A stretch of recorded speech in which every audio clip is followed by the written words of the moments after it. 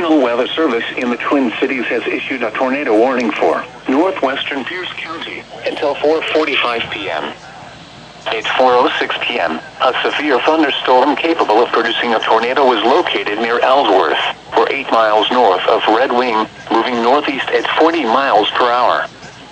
Expected hazards include tornado. This is a radar-indicated threat. The following impacts are expected.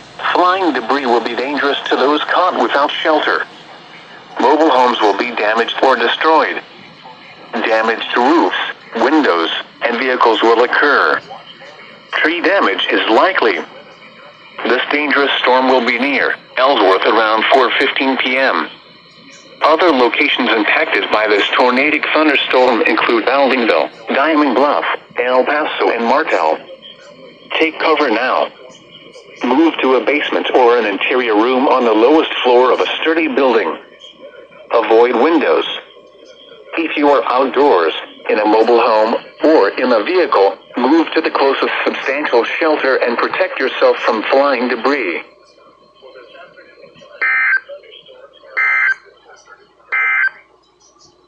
This is Weather Radio Station.